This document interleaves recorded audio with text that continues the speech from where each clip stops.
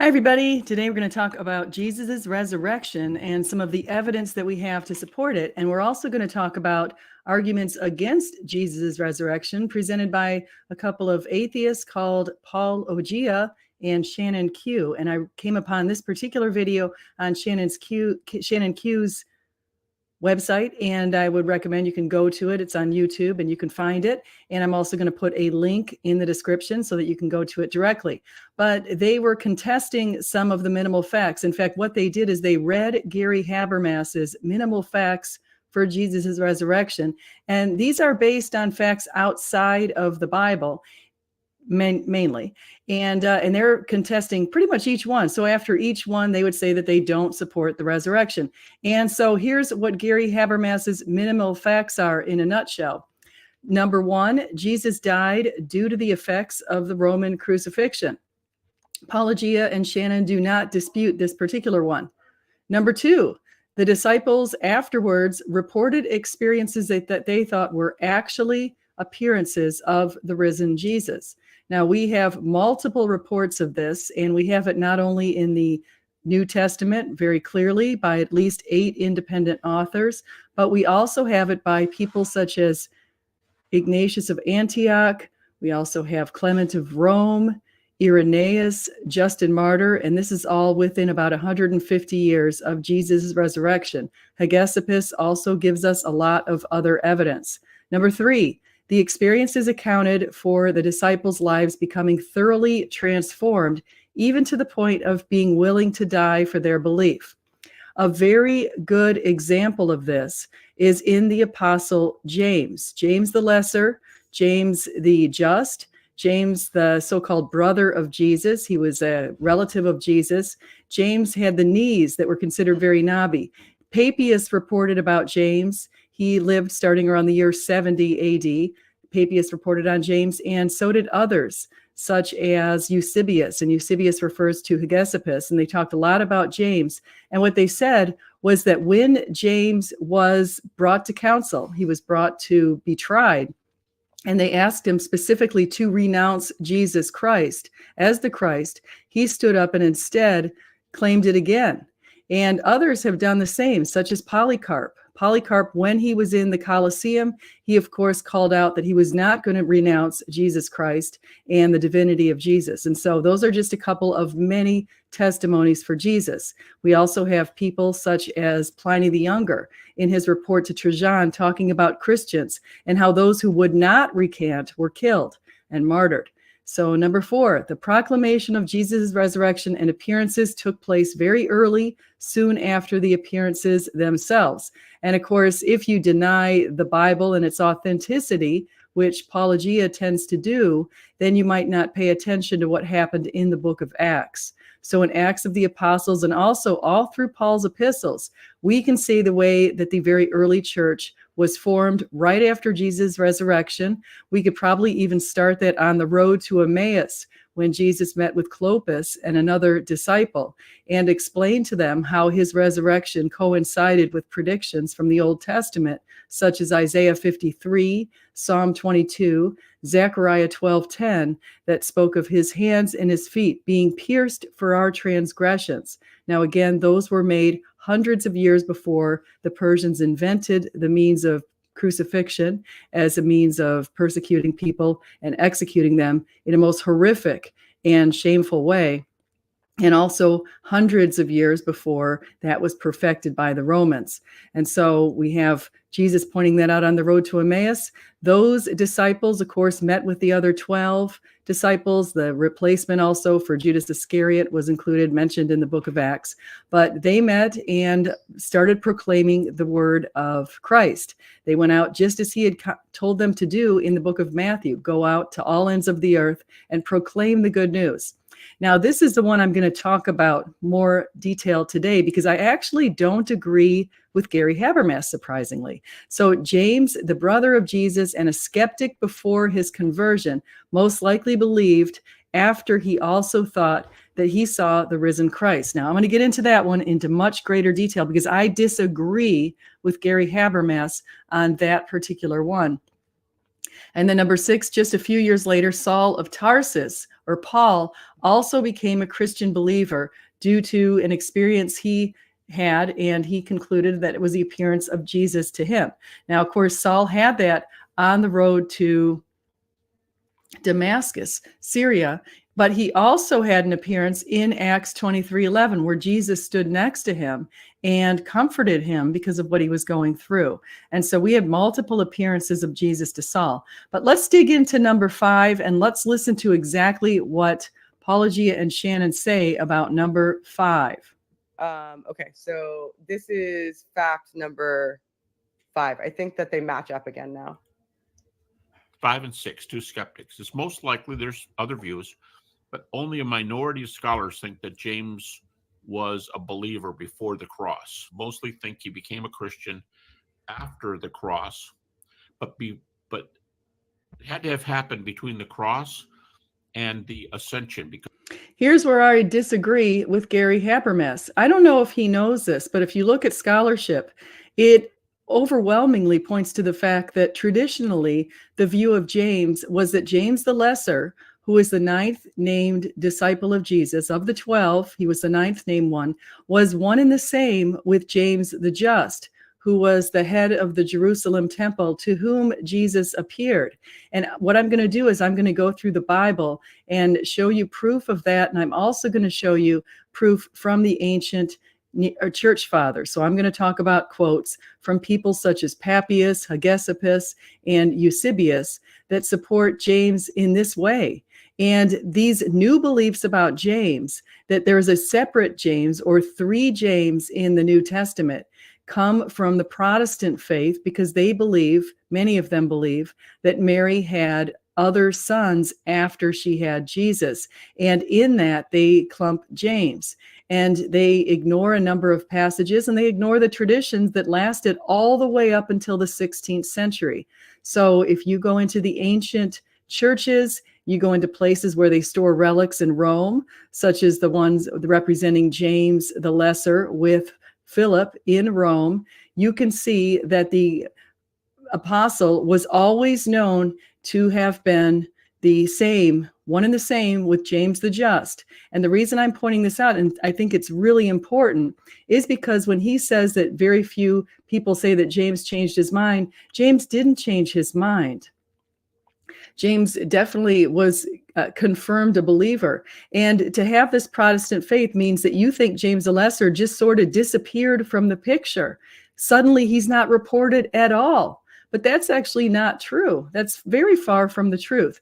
And if you look at any Catholics have this belief. And of course, Catholics make up much more people in the world than Protestants. So even if there's a few Protestant scholars who use this belief and think that James had some sort of transformation, I disagree with that. And let me show you some evidence. So I'm going to back this. I'm not just going to make an assertion, but I'm going to give you support for why I think this is the case.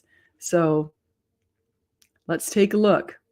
So let's look at the question, how do we know, or what do we know about James the Apostle, the Lesser, the Just, and the brother of Jesus? What do we know? So here's what was said in a recent article. It's from the journal, The Forensic Anthropology. It says a forensic anthropological study of human remains attributed to the Apostle James Alphaeus. So James Alphaeus, now again, it's reported that he was the son of Alphaeus, who's also known as Clopas, which I'll get into in just a minute. James Alphaeus was one of Jesus's apostles and is called the brother of Jesus in the sacred scriptures. James the Lesser occupies 9th place in the 4 lists of apostles. Mark gave him the name Lesser to differentiate him from the other apostle James, who was the son of Zebedee and John's brother. He was probably younger and smaller than James the Greater. For this reason, James Alphaeus is also known by the name James the Lesser, according to Hoffen, 1957. The New Testament also makes repeated allusions to James as Jesus' brother. As Hoffen states, this presents a problem for understanding the meaning of the description brother of Jesus and whether James brother of the Lord, is the same as the apostle James the Lesser, Alphaeus' son, a dilemma that experts on the scriptures have not cleared up. And that is true. And I feel very sad about that because I looked for dissertations on James. I was feeling that there must be something out there, and I honestly couldn't find a thing. So let's go back and see what the book says. So here's what's mentioned about the 12 apostles. In Matthew 10, 2-4, it says the names of the 12 apostles are these. First, Simon, who is called Peter, and Andrew his brother, James the son of Zebedee, and John his brother, Philip and Bartholomew, Thomas and Matthew the tax collector, James the son of Alphaeus, and Thaddeus, also known as Judas, and Simon the Zealot, and Judas Iscariot, who betrayed him. Same thing, Mark 3:16-19, also references James the son of Alphaeus. And then you can go to Luke 6:13-16, mentions James the son of Alphaeus, and then gives another reference of Judas the son of James. Now, it depends on the English translation. The word for son also is brother in numerous English translations, and the exact same thing is repeated in the book of Acts, Acts 1:13, where Judas the son or brother of James is mentioned. Now, hold on to that idea. James has a brother. So who are Jesus's brothers?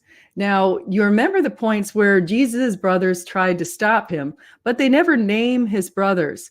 And many Protestants have assumed, even though these brothers aren't named, that the brothers are the blood brothers of Jesus from Mary, and that they're the ones who are standing outside and trying to stop his ministry in places such as Matthew 12:46. But his brothers were not named at these points. And that's a really important point because in those days, in the ancient language of Aramaic, the reference to brethren or brothers could be applied also to cousins. We see that multiply in the Old Testament, also in Hebrew. And so we see that. And so the brothers could refer to extended relatives. And in this case, I would say that Mary either had a sister or a sister-in-law also named Mary. And Mary was the wife of Clopas, or also known as Alphaeus. She had sons. She had 4 sons. And these were James, Joseph, Judas, and Simon. And I'm going to give you evidence of that. But here's the question. In Mark 6:2-3 and Matthew 13:55-57, it says that 1, and on the Sabbath he began to teach in the synagogue, and many who heard him were astonished, saying, "Where did this man get these things? What is the wisdom given to him? How are such mighty works done by his hands? Is this not the carpenter, the son of Mary, and brother of James and Joseph and Judas and Simon? And are not his sisters here with us?" And they took offense at him. Same thing over in Matthew. It says, "Is this not the carpenter's son? Is not his mother called Mary? And are not his brothers James and Joseph and Simon and Judas?" Okay, same exact thing. Now let's keep going to analyze this. Here we have in Mark 6:4, right after that passage, "And they took offense at him. And Jesus said to them, a prophet is not without honor, except in his hometown and among his relatives and in his own household." Notice the levels, which start from the broadest, the hometown, to the narrower, the relatives, to the narrowest, the household. So you're going to see that pointed out. Now let's get to the next one. At the foot of the cross, we also see that there were also many women there looking on from the distance who had followed Jesus from Galilee, ministering to him. Among them were Mary Magdalene and Mary, the mother of James and Joseph, and the mother of the sons of Zebedee. Of course, that's in Matthew 27:56. Related is Mark 15:40. There were also women looking on from a distance, among whom were Mary Magdalene and Mary, the mother of James the younger, and of Joseph and Salome. Okay, so that's Mark 15:40.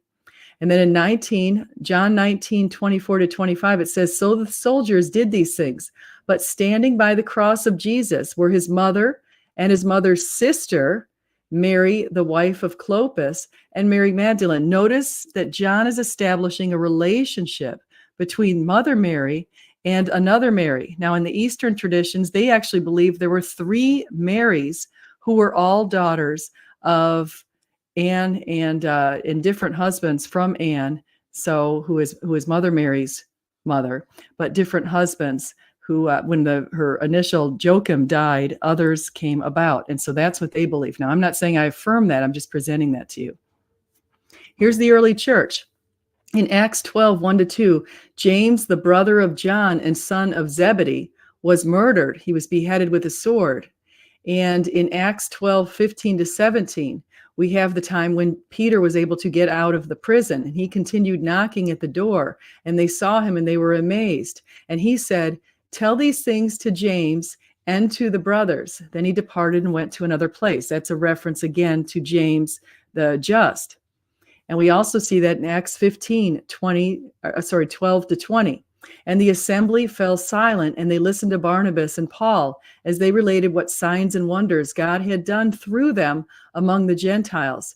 After they finished speaking, James replied, "Brothers, listen to me. Simeon has related how God first visited the Gentiles to take from them a people for his name. And with this, the words of the prophets agree, just as it is written, 'After this, I will return and I will rebuild the tent of David that has fallen. I will reboot its ruins and I will restore it. And the remnant of mankind may seek the Lord and all the Gentiles who are called by my name, says the Lord, who makes these things known from of old.'" And then in Acts 15, "Therefore my judgment is that we should not trouble those of the Gentiles who turn to God, but should write to them to abstain from the things polluted by idols and from sexual morality and from what has been strangled and from blood."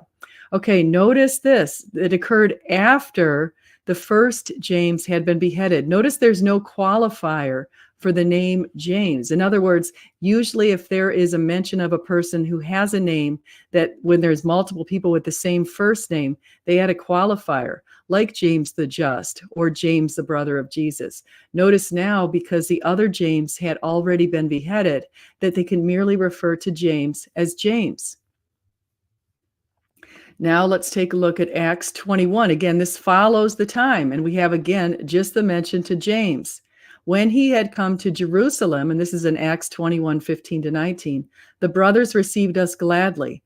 On the following day, Paul went in with us to James, and all the elders were present. After greeting them, he related one by one the things that God had done among the Gentiles through his ministry. Now take a look at Galatians. When Paul referred, now Galatians is written very early. A lot of people think that Paul wrote Galatians as his first letter. And as you know, probably Jesus was crucified in the year 33. Many people seem to think around 36 was when the creed came out from 1 Corinthians 15. Could have been later, but it was definitely before Paul wrote Corinthians, this creed had been coming about. But Galatians was written very early. Many have estimated that it's somewhere in the 40s. So here's what he said. And in the early references to Peter, Paul calls him Cephas or Cephas.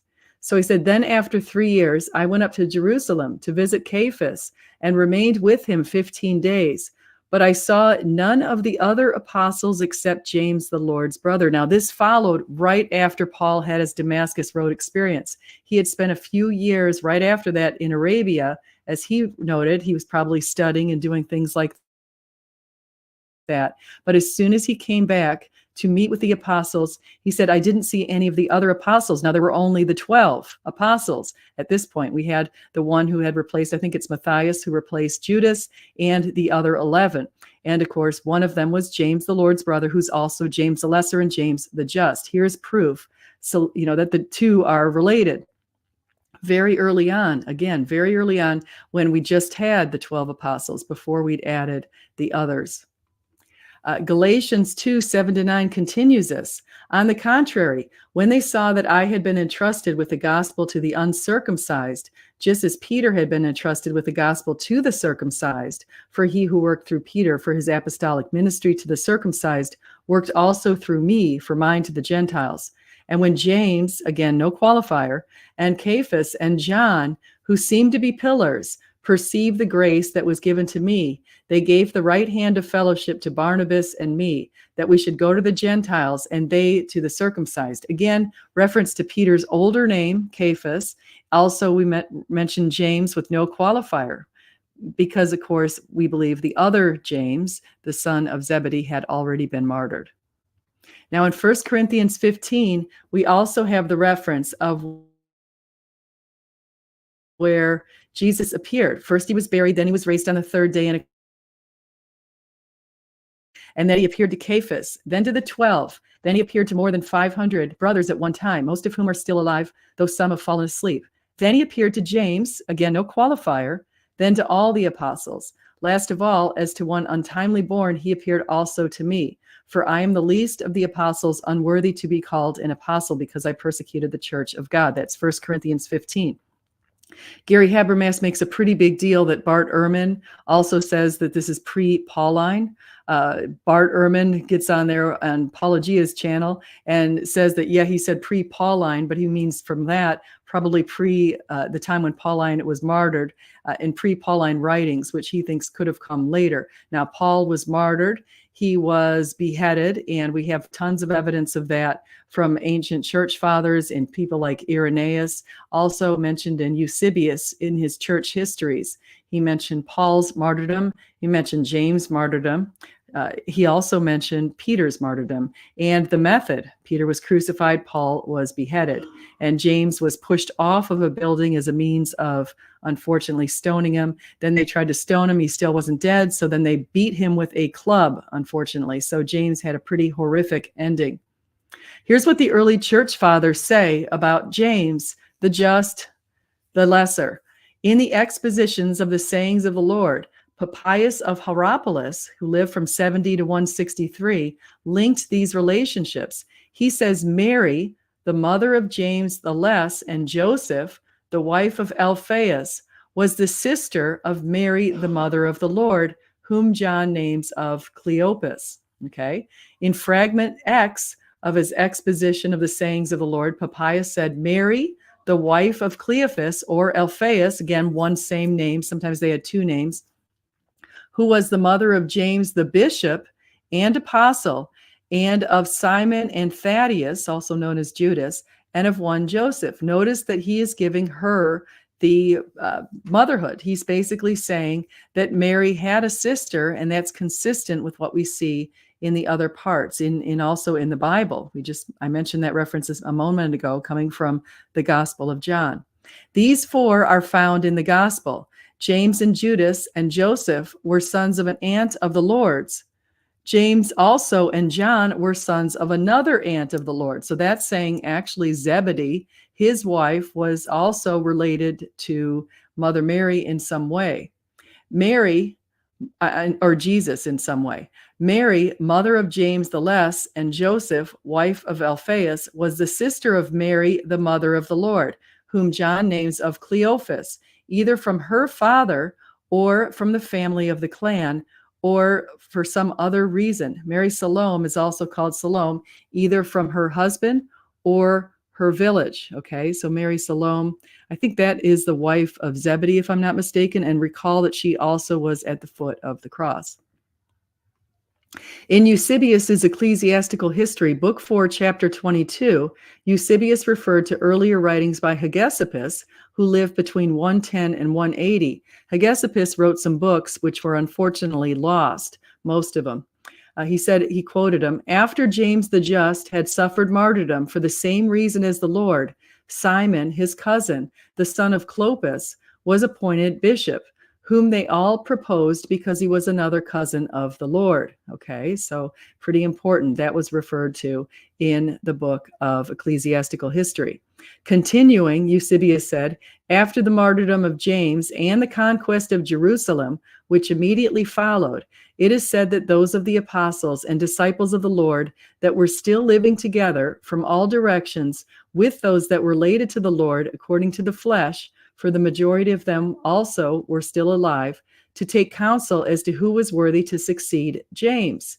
They all with one consent produced Simon, the son of Clopas, of whom the gospel also makes mention, to be worthy of the episcopal throne of that parish.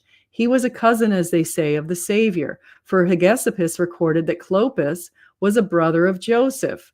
In the same book, Hegesippus further specified that there were only two apostles named James. Okay, so get that. 2 apostles. In other words, that's saying when Paul mentioned that there was an apostle, there were only 2 named James. So again, only 2 James, not 3. That's the big thing that we're proving today. St. Jerome said, "But as regards Victorinus, I assert what has already been proved from the gospel, that he spoke of the brethren of the Lord not as being sons of Mary, but brethren in the sense I have explained.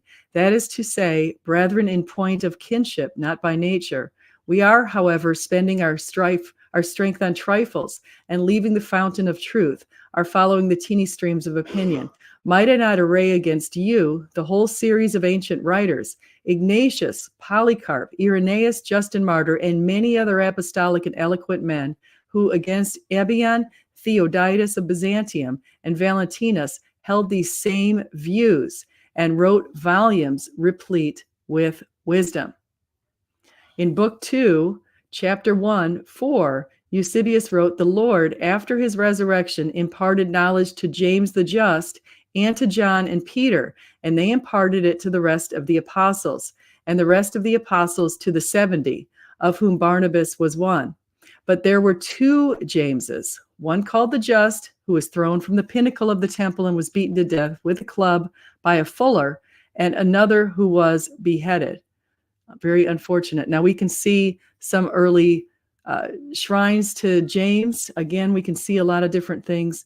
And so the argument a lot of times comes with whether they have this word for cousin. But of course, in the early Aramaic, which the Gospels were likely wrote in originally, there was not a word in that. And so that was part of it.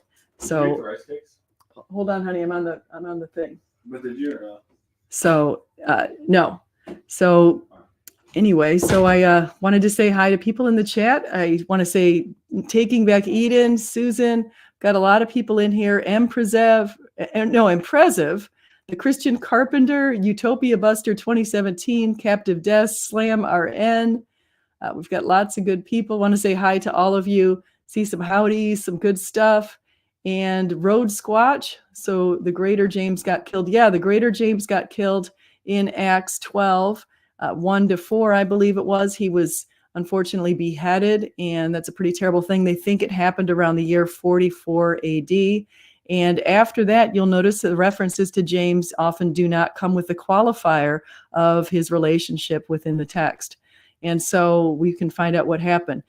Again, say hi to Shiami. Say hi to all of you in the text. Nick Perez, good to see you. Slam RN, I hope I didn't miss anybody. So it says, Nick Perez says, "What do you guys make of this video that Godless Engineer made about Josephus?" I'm going to have to take a look at this video. So let's see what Godless Engineer said about Josephus. Josephus gives us a lot of information. Now, he was born around the year 37. We believe he lived till about 100. He documented much of what happened in the year 70, and that probably will be another video that I'm going to make, talking about what happened to the ancient Jews in the year 70 and the way that Jesus predicted everything that happened to the Jews in the year 70, which is really unfortunate. Also in Eusebius, in his church history, and in other recordings from people like Josephus, they saw that the temple that was destroyed in the year 70, the second temple, the doors on the temple, which were apparently gigantic, were opening and closing on their own. Also, just following James the Just's martyrdom, and right after Josephus reported James the Just martyrdom, he knew that James was very just, and he said perhaps there was one of the reasons why God allowed what happened to Jerusalem to happen to Jerusalem and the Jewish people was how they had treated James the Just so unfairly by clubbing him and stoning him and throwing him off of a precipice. So it was pretty terrible what they did to James. And Josephus noticed that the fall of Jerusalem occurred just after that, which he felt was maybe God's retribution. Very interesting stuff. Eusebius also recorded that a very gigantic bright light shone just before the march of the Romans into Jerusalem and the fall of Jerusalem. This light was in the sky. He also recorded that people saw a bunch of chariots in the sky, as if kind of like a demonic bunch of chariots that were descending upon Jerusalem during the year 70.